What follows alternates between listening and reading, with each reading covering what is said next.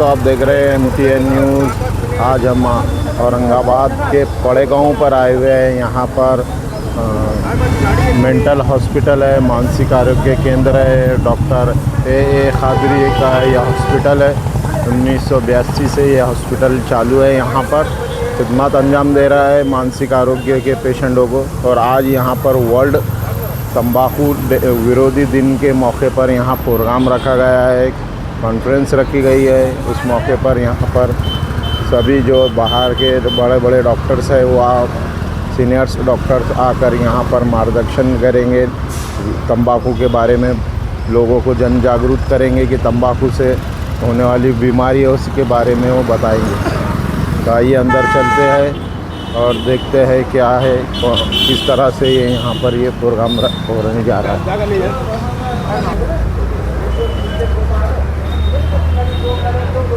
Doctor A Qadri mental hospital, ये देखिए mental health centre की जानिब से ये कार्यक्रम लिया जा रहा है। तंबाकू से, सिगरेट से होने वाले बीमारियों के और बारे में यहाँ सब पोस्टर्स लगाए हुए हैं, ये सब बैनर्स लगाए हुए हैं।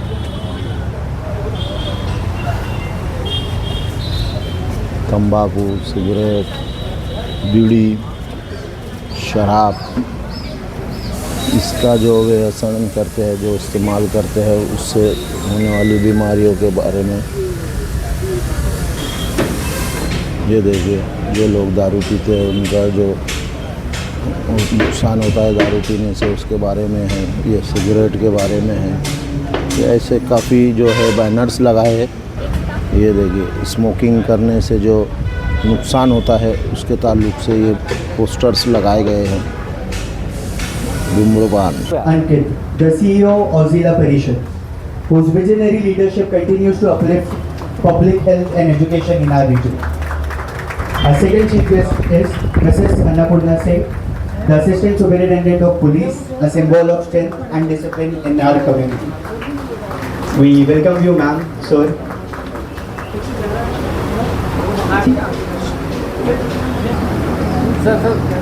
मेरा सर क्रॉस, थोड़ा cross.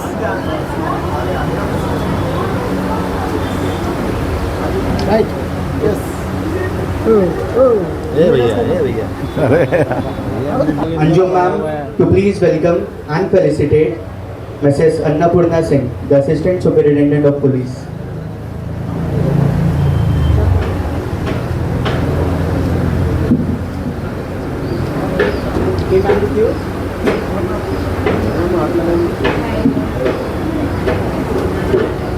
Occasion of World Anti-Tobacco Day, Dr. Aziz Khadri's Mental Health Center organized elocution competition and reel competition. People from the city and out of the city participated in this competition. We got around 40 speeches and around 15 reels. So this now we will be having the prize distribution.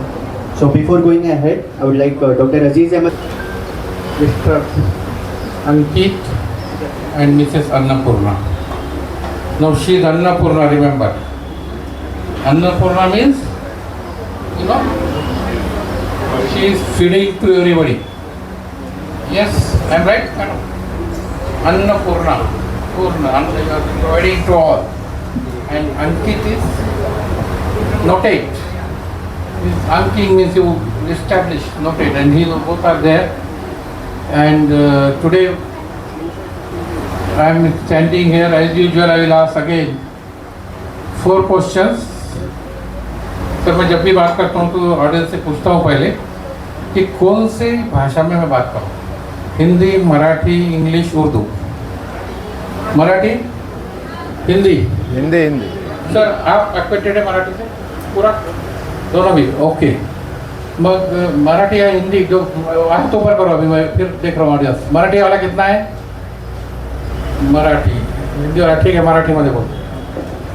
विषय आहे तंबाखू मुक्ती, anti tobacco day, म्हणजे तंबाखू विरोध दिवस। आणि ह्या दिवसांचं औचित्य साधून आम्ही हा कार्यक्रम ठेवलेला आहे। आम्ही दरवर्षी वेगवेगळ्या मानसिक स्वास्थ्याबद्दलच्या स्पर्धा घेतो. मानसिक स्वास्थ्य दिवशी घेतो, वुमेन्स डेला घेतो, सुसाईड प्रिव्हेन्शनला घेतो. कोणी असे जे कार्यक्रम आहेत आणि मध्ये मध्ये वेगळे कार्यक्रम आणि शाळा कॉलेजच्या आम्ही स्पर्धा आयोजित करतो. हे जवळजवळ 17 आमच्याकडं 1992 पासून चालू आहे, फ्रॉम 1992. आणि आजही ह्या विषयामध्ये मी सकाळपासून त्यांची भाषणंही ऐकली, स्पर्धामधल्या रील्सही पाहिल्या आणि माझ्या अशी गोष्ट लक्षात आली नेमकी, तरीही तंबाखूचं व्यसनाधीनचं प्रमाण खूप मोठं आहे आणि दिवसेंदिवस वाढत चाललं आहे. मलाही असं वाटतं, मी जसं 42 वर्षात मी पाहतोय हे प्रमाण कमी होण्याची वाढतं आहे आणि वाढण्यामागं कारणं काय? So everything is growing, so addiction is also growing, right? मी जर प्रश्न विचारला इथं, तर तुमच्यापैकी किती जणांना ॲडिक्शन आहे? हात वर करा. ॲडिक्शन शब्द वापरतोय मी. किती जणांना आहे? 1 2, फक्त 2-3च आहेत. 4 5. आणि ॲडिक्शन ज्यांना नाही कुठलंही त्यांनी हात वर करा. तरी 1 2 3. ही मधली अवस्था फार भयानक आहे. पुढेच मधल्या लोकांनी ज्यांनी हात वर केलं ना, ती अवस्था खरंच भयानक. कारण काय? गोष्टीनं आपल्या शरीराला नुकसान होऊ शकतं. आपल्या Before going ahead, I would like to correct my mistake. Mrs. Annapurna Singh, the Additional Superintendent of Police. Sorry for the mistake. Applause. Competition and rail competition. So, are you guys ready? आवाज नहीं आई. Congratulations in advance to all the winners. Your voices matter and your efforts shine. पीछा भैया ऊपर जा रहा हो. Okay, we will begin with elocution competition. Third prize, elocution competition, Pallavi Bendre and Khan Manza.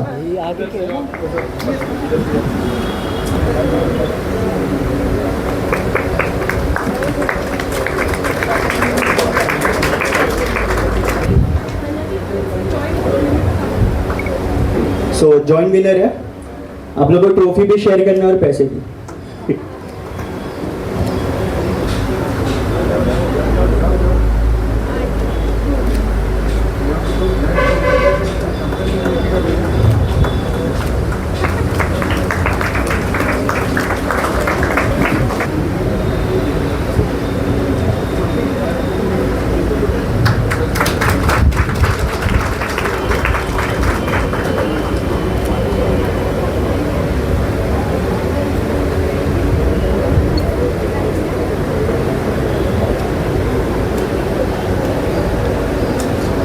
Now it's time for real competition.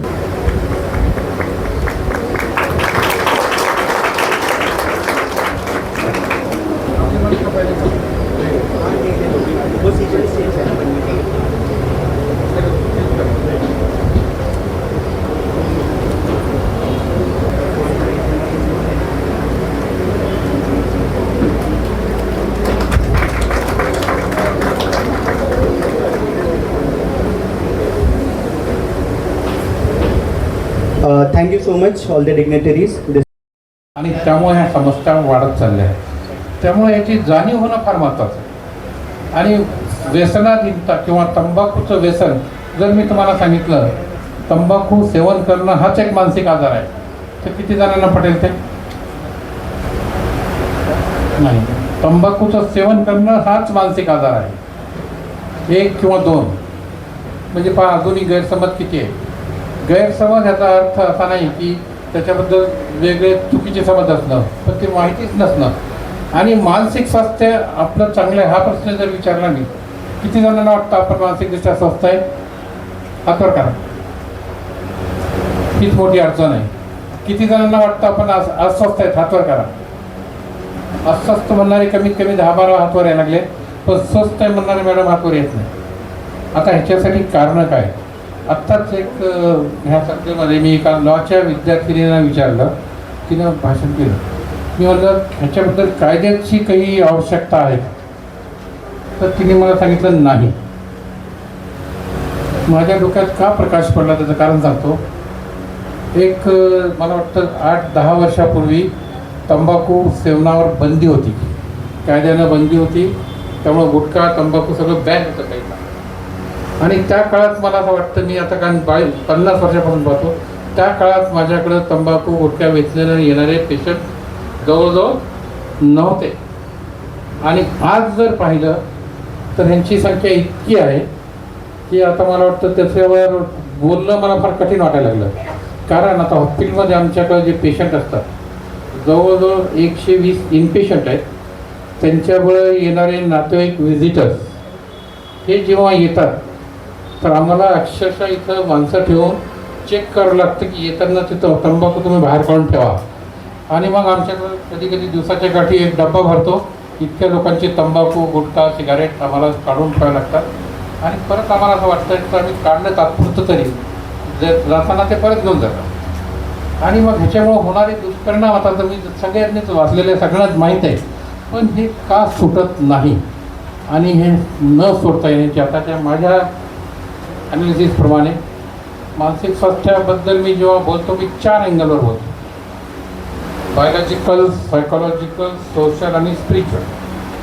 Me spiritual बाबीवरही जास्त बोलण्याचं कारण एकच आहे की ती बाब आमच्याकडनं लोकपात होत चालली आणि मग सगळं बायोलॉजिकल, सायकोलॉजिकल आणि सोशलवर आहे. आणि मग सोशलवर राहिल्यामुळं स्पिरिच्युअल ॲस्पेक्टचं जे ट्रेनिंग पाहिजे ते घरी नाही, शाळेत नाही, समाजात नाही. म्हणजे स्पिरिच्युअलिटीमध्ये मी विशिष्ट एका धर्माचं बोलत नाही. त्याच्यामध्ये जी नीतिमत्ता आहे, नैतिकता आहे आणि ह्या बाजूवर बोललं पाहिजे हे फार कमी आहे. त्यामुळं जेव्हाही मी ह्या विषयावर बोलतो तर त्यावेळेस स्पिरिच्युअल ॲस्पेक्टवर बोलतो.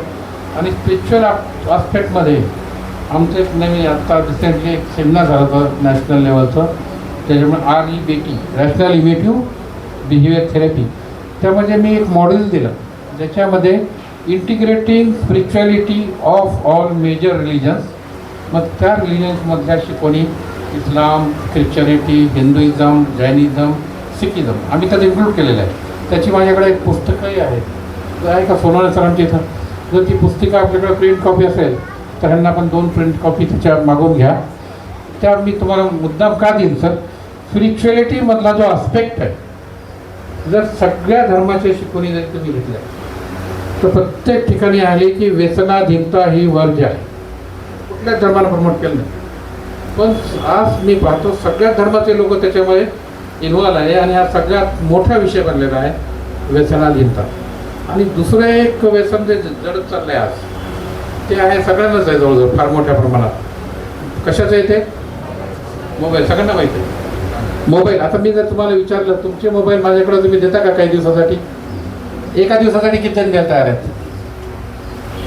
1, 2, 3, 4. 1 आठवड्यासाठी नाही. आणि मला मी प्रत्येक कार्यक्रम विचारतोय, मला म्हणतात 1 दिवसासाठी देतातही काही 2-4 आणून दे दीजिए. नहीं देंगे आप? अच्छा नहीं दीजिए. वो देंगे नहीं, भाजी बोलेंगे क्वेश्चन ये हर एक बोलता ले लो और जाते जाते वापस बोलते दे दो हमारा भी. मेरे इसका कॉल आएगा, उसका कॉल आएगा. तो ये मोबाइल का भी यूज़, ये भी एक बहुत कॉशियस इशू बन गया है आज का. और एक मोबाइल को भी हर एक ने बताया कि सोशल मीडिया और एडिक्शन का रिलेशन. अब मैं इसमें ज़्यादा डिटेल में इसलिए नहीं जाऊँगा. अभी सब यहाँ जो बैठे हुए हैं वो एक एडिक्शन के लिए बैठे हैं. कौन सा एडिक्शन? प्राइस. अगर ये प्राइस नहीं रखते तो आज इतने पार्टिसिपेंट नहीं आते. जर प्राइस नसतं ठेवलं तर किती जण आले असते? थोडे आहे. आणि प्राइस असल्यामुळे बाकीचे सगळे आलेले आहेत. तर मी जास्त वेळ न घेता आमच्या चीफ गेस्टना विनंती करतो की त्यांनी आपापले 2 शब्द बोलावेत आणि त्याच्यानंतर आपण प्राइस डिस्ट्रीब्युशन करू. सर्व मंचावर उपस्थित मान्यवर तसेच उपस्थित सर्व स्टुडंट्स आणि सेंटरचे सर्व अधिकारी कर्मचारी यांचा मी वर्ल्ड अँटी टोबॅको डे याच्या सर्वप्रथम सर्वांना शुभेच्छा देतो. आणि आजचा दिवस अवेअरनेससाठी आहे, कारण आपल्याला माहीत आहे की टोबॅकोबद्दल अवेअरनेस खूप कमी आहे. आता ज्यावेळी प्रश्न विचारला गेला की किती लोकांना ॲडिक्शन आहे, फक्त 2 हात वर गेले, आणि किती लोकांना ॲडिक्शन नाही त्यामध्ये फक्त 2 हात वर गेले. याचा अर्थ आहे की जवळपास 90% लोकांना माहीत नाही आहे की त्यांना ॲडिक्शन आहे, किंवा त्यांना माहीत आहे तरी पण ते ॲक्सेप्ट करायला तयार नाही. म्हणजे काहीतरी एक स्टिग्मा त्याच्याबद्दल आहे की ते त्याचा वापर करत असेल तरी पण त्यांना ॲक्सेप्ट नाही करायचा की ते वापर करत आहे. आपल्याला माहीत आहे, आपण ऐकलं असेल की एक कोट आहे, जिंदगी बडी होनी चाहिए, लंबी नहीं. पण जर आपण टोबॅकोचं सेवन केला तर आपकी ज़िंदगी ना तो बड़ी होगी ना लंबी होगी.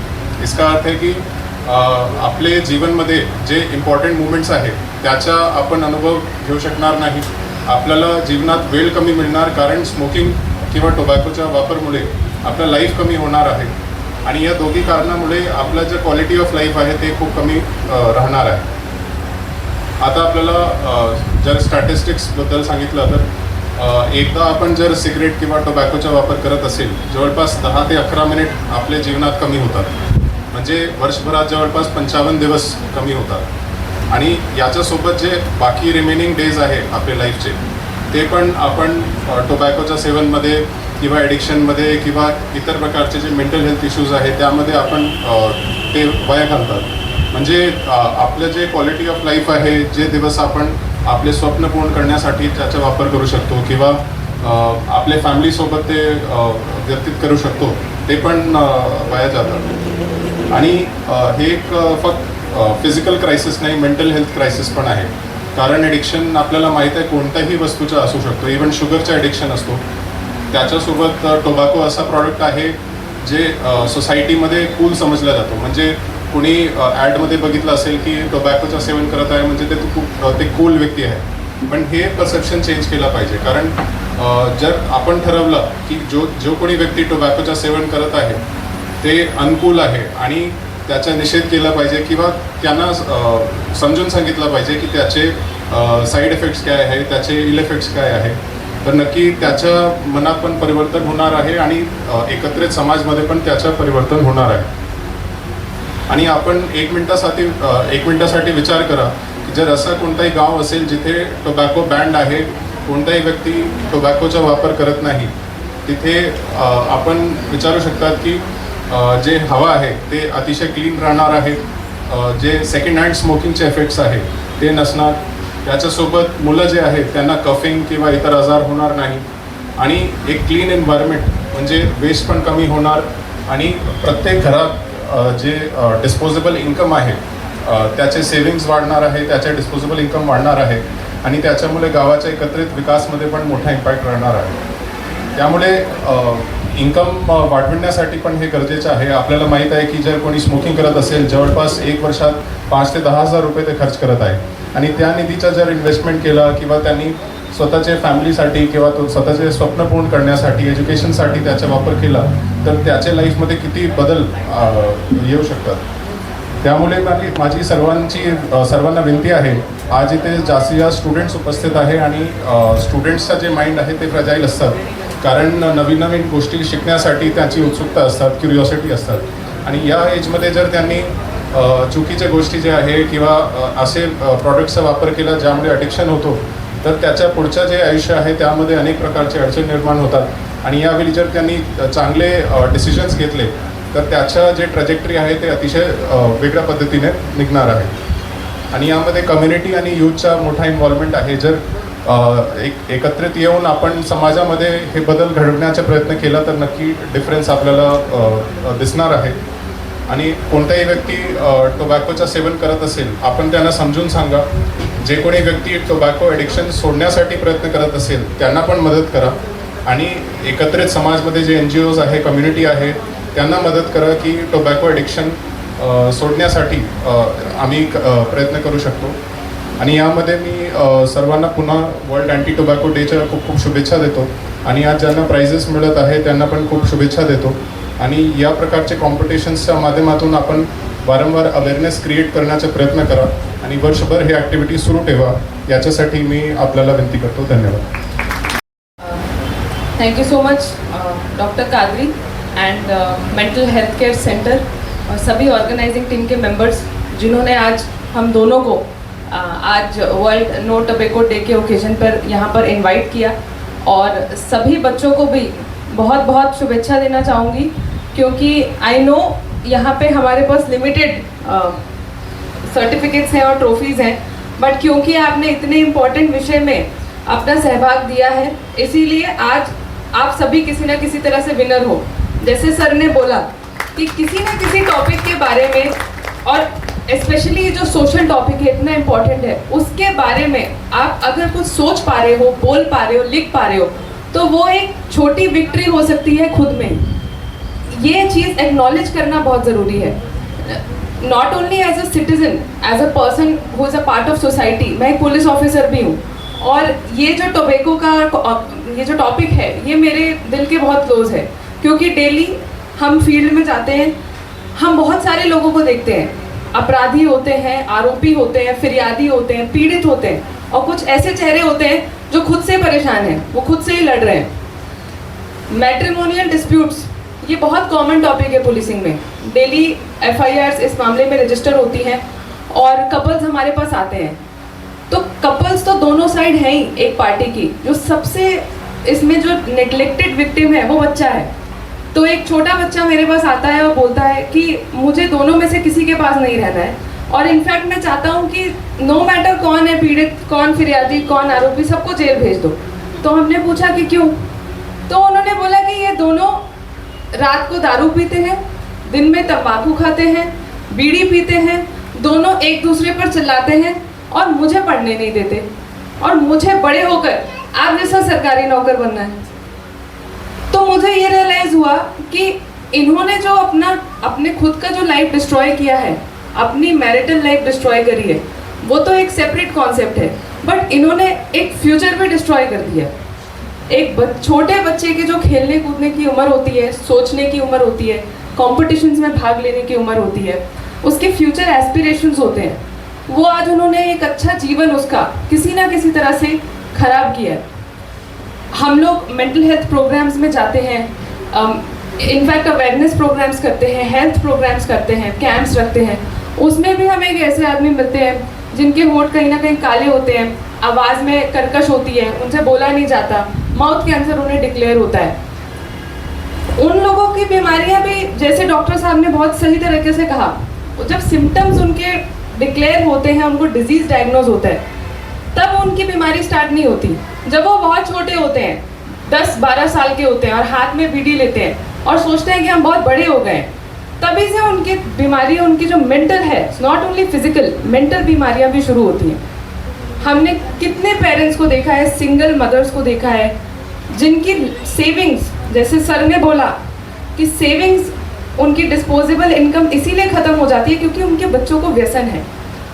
ग्रामीण एरिया में हाथ बट्टी, दारू, तंबाकू, बीड़ी, ये सब किसी ना किसी वे में बैंड है बाय लॉ, स्टेट या कंट्री वाइड, तभी भी बच्चे इसका व्यसन कर रहे हैं। घर की इम्पॉर्टेंट जो इनकम है उसको इसमें जाया कर रहे हैं।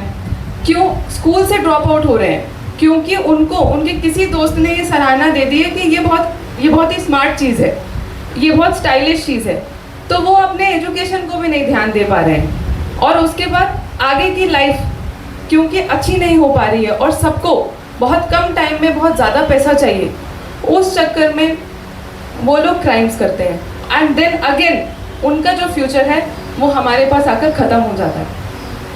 तो स्पेशली यहाँ पे जितने भी बच्चे बैठे हैं, आई एम श्योर वो स्टूडेंट तो हैं ही, बट किसी ना किसी के सिबलिंग हैं। यहाँ पे जितने भी बड़े लोग हैं वो किसी ना किसी के पेरेंट हैं। तो अगर आपने एटलीस्ट इस एडिक्शन से अपने बच्चे को बचाया है, तो आपने सिर्फ उसका सर्वाइवल इंश्योर नहीं किया है, आपने उसका एक अच्छा फ्यूचर इंश्योर किया है। और अगर हम लोग ये इंश्योर कर पाए, बच्चों को ये मोटिवेशन दे पाए कि आपको ये सारी चीज़ों से किसी तरह का कूलनेस का टैग नहीं मिलेगा, आपको इससे अच्छी नौकरी नहीं गारंटी होगी, एक्सप्लोरेशन अच्छा है बट इस फील्ड में नहीं, तो हम लोग एक्चुअली में जो अच्छे एम्बेसडर्स हैं, जो फ्यूचर जनरेशन है, उनको प्रिपेयर कर पाएंगे। So I hope and I wish कि हमारे छोटे छोटे एक्ट से हम आगे जाकर एक ऐसी जनरेशन तैयार करें जो सच में रोल मॉडल्स हैं। ये नहीं कि उन्होंने कुछ इस चीज़ में हाथ लगाया है, बट एक्चुअली में उन्होंने इस पर्टिकुलर एडिक्शन से हाथ नहीं लगाया है, और इसीलिए वो रोल मॉडल्स है।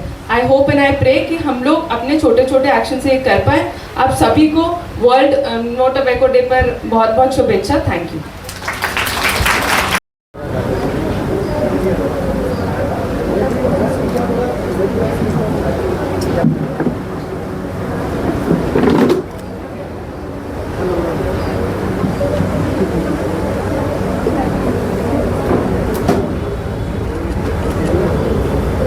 फ़ोन नीचे कर लो ना, फ़ोन नीचे कर लो, उनको ले लो, फ़ोन नीचे कर लो ना प्लीज़, थोड़ा झुक जाओ, थोड़ा झुक जाओ। हाँ आप आ रहे हो फ्रेम में इसलिए बोले।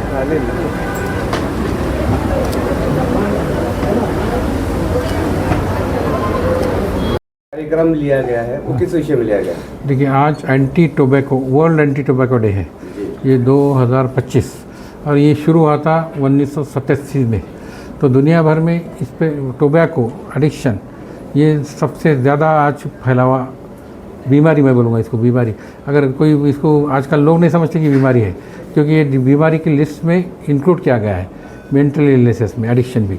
तो तंबाकू का सेवन भी जो है वो बीमारी के रूप में है, और इसकी तरफ देखना भी चाहिए बीमारी के जैसी। अगर इसको समझेंगे ये बीमारी है तो लोग इससे बीमारी से बचने की भी कोशिश करेंगे और इसका इलाज करने की भी कोशिश करेंगे। लोग इसको बीमारी नहीं समझते, आदत समझते। इसलिए ठीक है, हमारी आदत अच्छी है बुरी है, फिर लोग उसको बुरी आदत बोलते, कोई अच्छी आदत बोलता, और इसमें वो उसका इलाज नहीं होता। तो जब तक बीमारी नहीं समझेंगे इसको, इसका इलाज नहीं होता। बीमारी होने की वजह क्या है? अब बहुत से जो जितने भी आप मानसिक बीमारियाँ देखते, नफसियाती बीमारियाँ देखते, इसमें दिमाग में केमिकल्स कम हो जाते हैं। तो केमिकल्स कौन से कम होते हैं डिप्रेशन में? जैसे कि डोपामिन की कमी होती है या सेरोटोनिन की कमी होती है, और ये न्यूरोट्रांसमीटर की कमी जिनके दिमाग में है, या इंडोर्फिन की कमी है, ऐसे लोग ये एडिक्टिंग सब्सटेंसेस लेने के ज़्यादा आदी हो जाते हैं। एक बार वो लिया, अब कुछ लोग बोलते कि मैं एक बार लिया मैं आदी नहीं बना, शराब पीने वाले बोलता मैं एक बार लिया उसके बाद नहीं लिया, या मैं छोड़ दे सकता। लेकिन ये हर एक के साथ मुमकिन नहीं है, गलत फहमी है। कुछ परसेंट लोग छोड़ सकते हैं, मगर 90 से 95% लोग को छोड़ना बहुत मुश्किल हो जाता है जब तक कि वो सही तरीके से इलाज ना करें। तो अब इलाज के तरीके बहुत है, एक तो बीमार होने के बाद इलाज करते हैं और एक प्रोफाइलैक्सिस करते हैं। तो इसलिए हमारा जो फोकस है ये प्रोग्राम लेने का, कि ये स्कूल से ही, बचपन से ही इससे बचे, और इसके बचने के लिए मेरा जो ख़ास फोकस है इस पर कि ये बच्चों को स्कूल से ही इसकी ट्रेनिंग देना ज़रूरी है।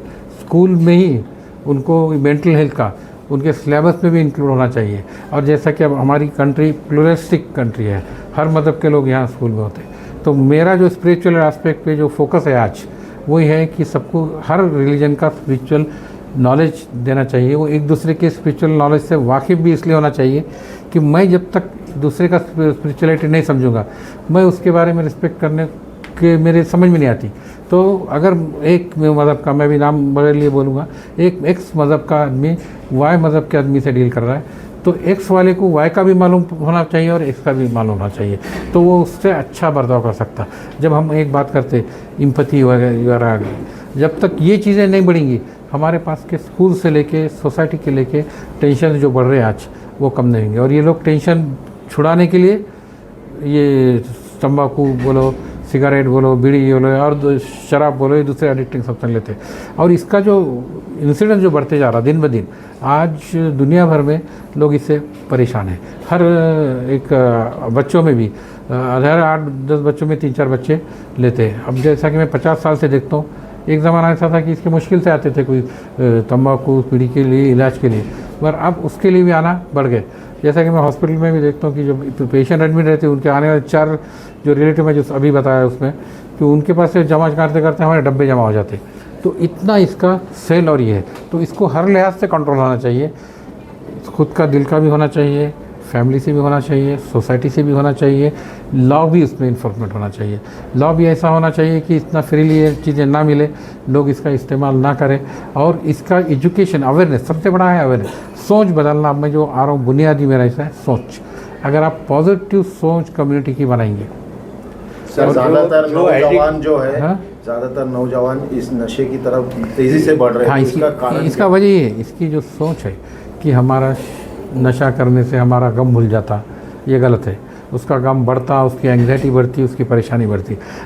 जो रिपोर्ट्स है जो सुसाइड का रेट, लोग समझते कि इससे हमारा डिप्रेशन कम हो जाएगा, हमारी एंग्जाइटी कम हो जाएगी, हमारा स्ट्रेस कम हो जाएगा, मगर जो डिप्रेशन सुसाइड का स्टैटिस्टिक्स है, जो तंबाकू सिगरेट पीते हैं उनमें सुसाइड का रेट ज़्यादा है कि उससे ज़्यादा, और इसीलिए आज जो सुसाइड रेट बढ़ते जा रहे हैं। ये सब जुड़े हुए हैं, ये पूरी बीमारियाँ, एंग्जाइटी, तनाव, उदासीनता, टेंशन, सुसाइड, स्किज़ोफ्रेनिया, ये जितनी भी बीमारियाँ ले रहे हैं, एडिक्शन, ये सर पूरे ये मास जो है। बात कर रहे हैं आपने, ये जो एडिक्शन नहीं है उनके लिए, जो एडिक्ट हो गए उनके लिए कैसा करें? मैं देखिए अभी इसलिए पहले उनके लिए इसलिए ज़्यादा कर रहा हूँ, ये पहला बहुत इसलिए ज़रूरी है, अभी इससे बचाना स्कूल से ज़रूरी है, आने वाली जनरेशन को बचाना। अब जो हो गए, अब हो गए उस पर आता हूँ मैं, हो गए उनके लिए दवाखाने हैं।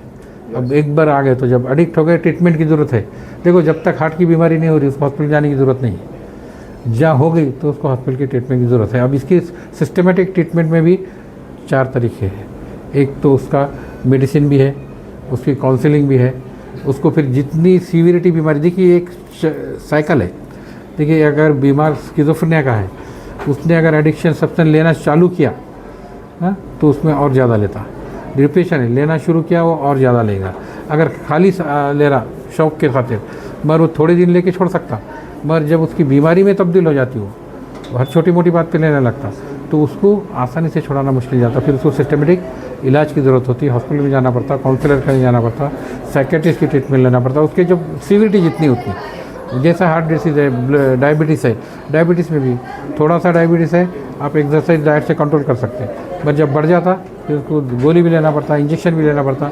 तो वैसा भी इसके भी सीवियरिटी पे डिपेंड, आपको गोली, दवा, इंजेक्शन ज़रूरत पड़े तो ECT शॉक ट्रीटमेंट जिसको बोलते हैं वो भी लेना पड़ती है, मगर उसके इलाज के लिए आपको दवाखाने में। तो ये जो हम बात कर रहे हैं सोसाइटी में, कॉलेजेस में, स्कूल्स में, कम्युनिटी में, ऑफिसेस में, अलग अलग डिपार्टमेंट्स में, इस पे इसकी ट्रेनिंग हो, लोगों को इसके बुरे असरात के बारे में बताया जाए ताकि वो अवेयर हो और उससे बचने की कोशिश करें, अपने आप को और अपने फैमिली को और सोसाइटी को वो बचा सके, ताकि नेशन पीसफुल हो सके। Thank you sir.